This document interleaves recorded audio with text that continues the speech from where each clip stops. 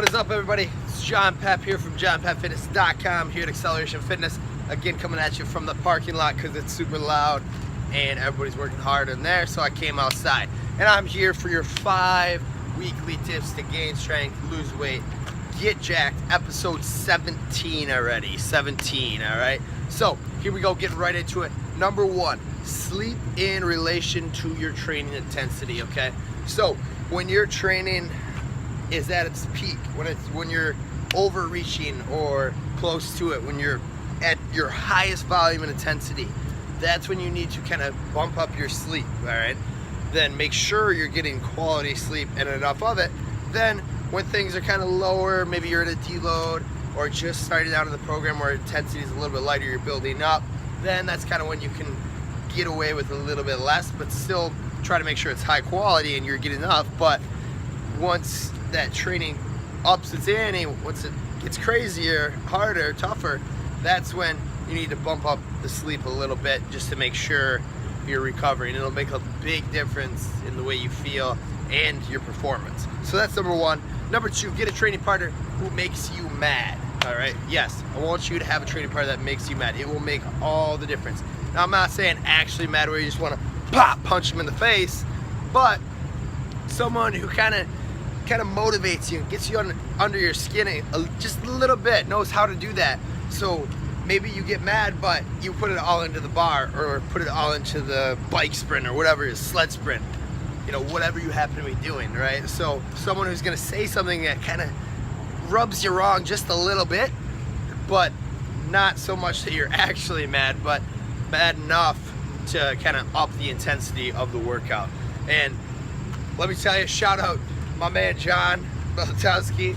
He has a knack for making me mad, and he knows this, and he does it on purpose when we lift just to kind of get more out of me. And I do the same thing back to him, right? So it's kind of like it's a positive relationship. We're best friends, but we know how to rub each other wrong where, you know, we can really get the most out of each other during our training sessions.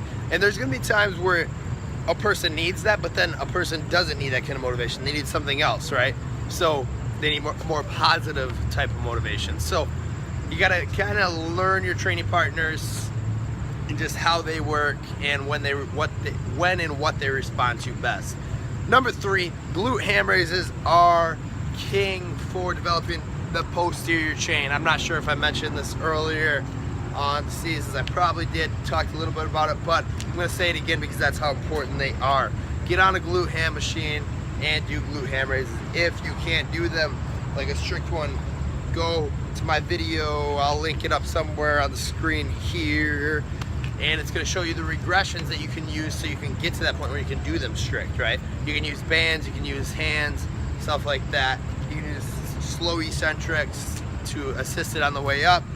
All different things to kind of get you to be able to do them, because I tell you what, if you start regularly doing them, your lifts will go up, you will get a stronger backside, and who doesn't want that?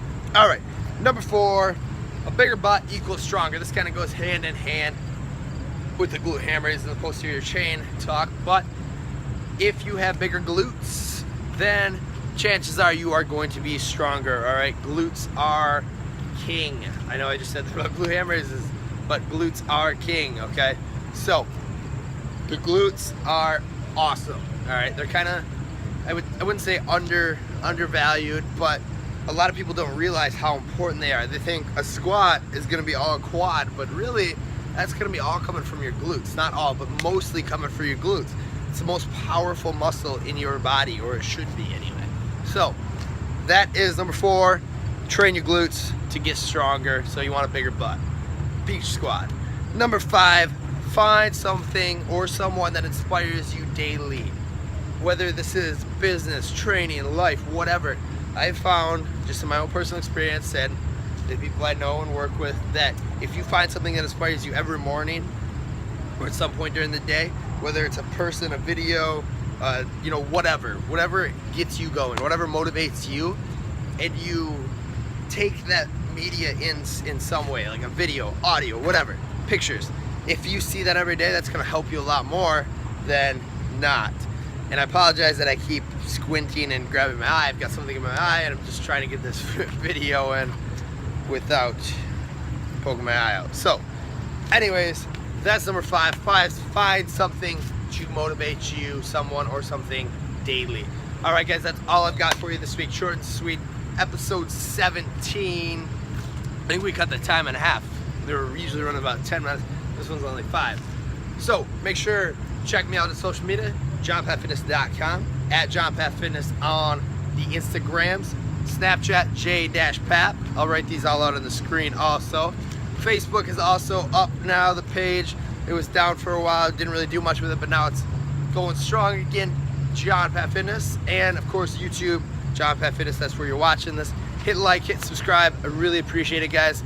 Let me know if you have any questions or anything that you want me to kind of give tips about. You know, send me a message, whatever, get a hold of me, and I will do it. All right, guys, that's all I got for you today.